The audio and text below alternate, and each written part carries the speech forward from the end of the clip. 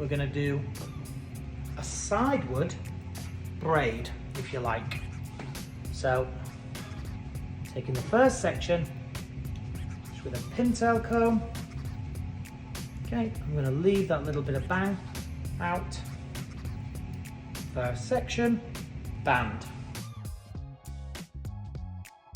Take this section like so, and then this section like so.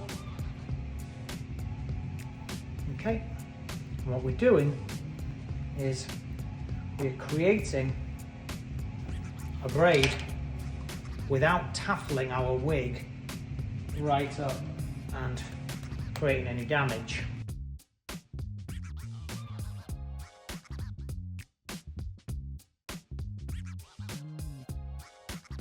So let me show you the braid.